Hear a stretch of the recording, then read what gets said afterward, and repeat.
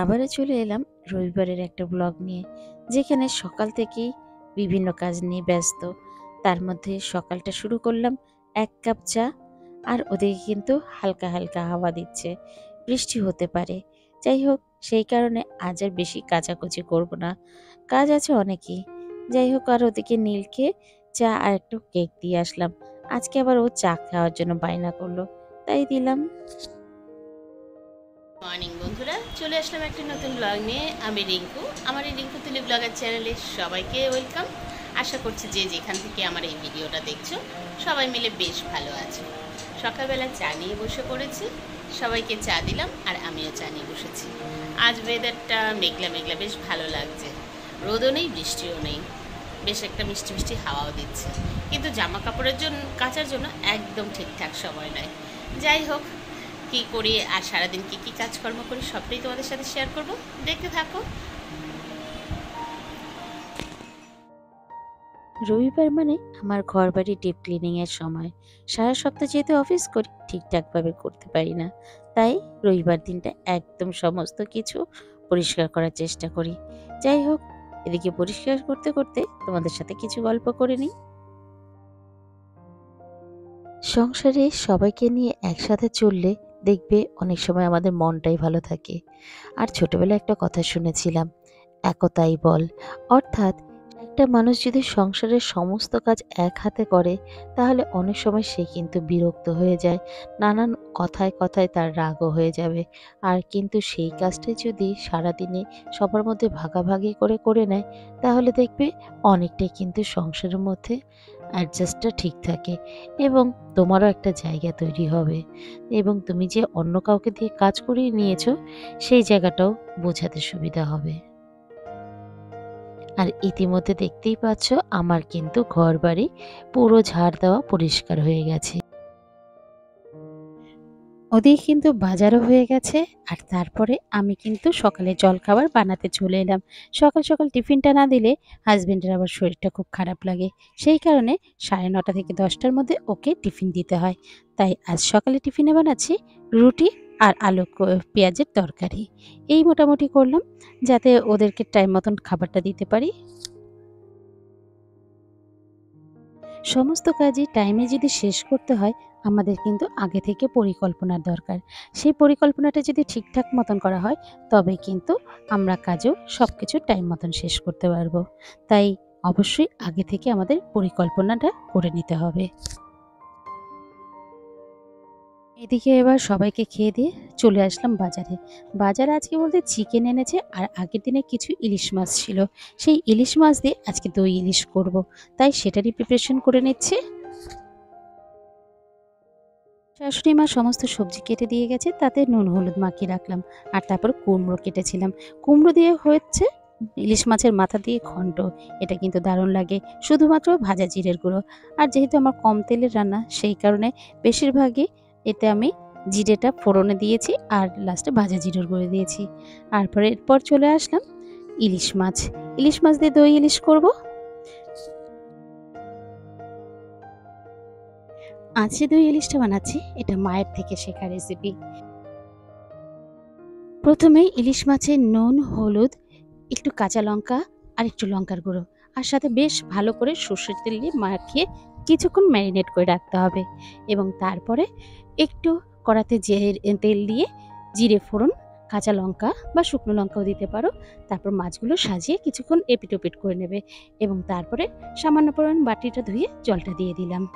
আর এদিকে একটা বাটিতে দই, চিনি, কাঁচা লঙ্কা এটা পেস্ট করে রেখেছি, আর সামান্য নুনও দিয়েছি। সেই পেস্টটা এবার মাছের মধ্যে দিয়ে দেব, দিয়ে একদম ধিমে আছে বেশ মিনিট 5-15 কি 10 মিনিটের মতন দিয়ে ভাপে রাখতে হবে। ব্যাস, তৈরি হয়ে যাবে আমার দই ইলিশ। এই রেসিপিটা হলে আমার ছেলের কিন্তু আর অন্য কিচ্ছু লাগে না। ইলিশ মাছও এতটাই ভালো খায় আমার বাড়ির লোকেরা, বলার মতন নয়। আর ওদিকে আমার হাজবেন্ডের জন্য এই মাছটা খাওয়া যেতে পারে, সেই কারণে করলাম, যদিও ওর জন্য অন্যরকমভাবে রান্না করেছি। আর সেটাও তোমাদের সাথে শেয়ার করব। তোমাদের সাথে না শেয়ার করলে হয়? চলো ওটা লাস্টে দেখাচ্ছি।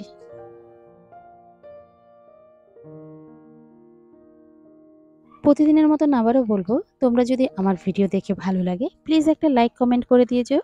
আর তুমি যদি আমার চ্যানেলের নতুন বন্ধু হয়ে থাকো, চাইলে আমার চ্যানেলটাকে সাবস্ক্রাইবও করতে পারো। আর অলরেডি যারা করেছো তোমাদেরকে অসংখ্য ধন্যবাদ। এই ইলিশ মাছটা এমনই একটা মাছ, যে মাছটা রান্না করতে বিশেষ কিছু উপকরণ লাগে না এবং খুব কম সময়ে রান্না করা যায়, এবং যে কোনোভাবে রান্না করলেই সেটা বেশ কিন্তু ভালো লাগে, যদি মাছটা ভালো হয়।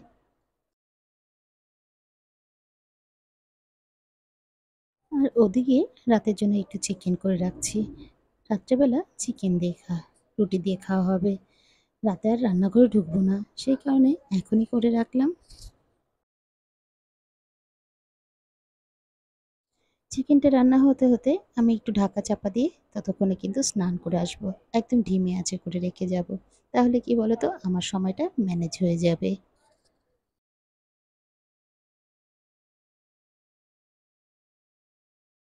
চলো আজকে রান্নাগুলো একটু গ্লাস দেখিয়ে নিই। এই যে ইলিশ মাছের দই দিয়ে দই ইলিশ,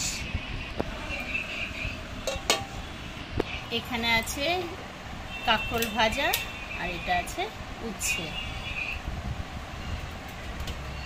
ভেজে রেখেছি। আর এটা হচ্ছে আমার হাজবেন্ডের ঝোল, ইলিশ মাছের আলু বেগুন ডাঁটা দিয়ে ঝোল করেছি। আর তারপরে আছে ইলিশ মাছের মাথা দিয়ে কুমড়ো দিয়ে ঘন্ট, মিষ্টি কুমড়ো এই দিয়ে ঘন্ট করেছি। এদিকে তো ভাত আছেই, আর এদিকে কালকের ডাল রয়েছে, এটা দিয়েই খাওয়া হবে, যারা ডাল চাইবে এটা দিয়েই খাওয়া হবে। আর ইলিশ মাছের সাথে লেবু, সেটা না হলে তো চলেই না, তাই লেবু করে চলে এসেছি। এবার সবাইকে খেতে দেব। এত সবার খিদে পেয়ে গেছে, প্রায় বাজে যদিও 2টোর মতন, তো খিদে পেয়ে গেছে, চলো খেতে দেব, তারপর পরে আবার বাকিটা করব। চলো টাটা, ততক্ষণ দেখতে থাকো। গুড ইভিনিং বন্ধুরা, আবারও চলে আসলাম বিকেলবেলা। একটুখানি রেস্ট নিয়ে নিলাম। আর তারপর বিকেলবেলা এখন প্রায় বাজে 4টে, এখন একটু লস্যি বানিয়েছি, সবাইকে দেব। হাজব্যান্ডকে তবে কোনো মশলা বা নুন চিনি কিছুই দেব না, ওকে প্লেন করে দিয়েছি। এইভাবে করে সবাইকে মিলে একসাথে লস্যি খেয়ে নিলাম।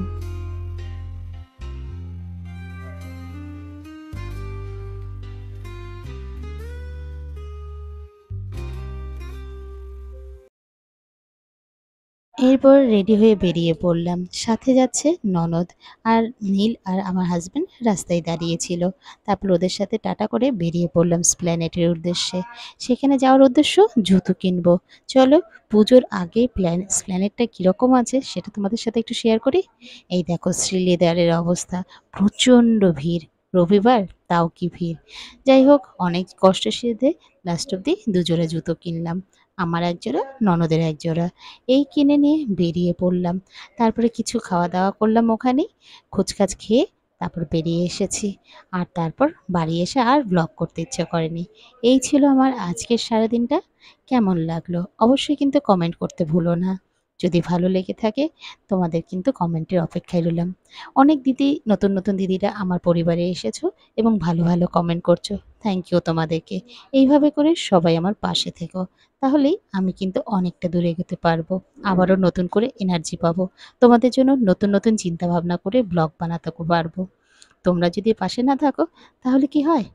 যাক, আজকে এখানেই শেষ করলাম। ভালো থেকো, সুস্থ থেকো।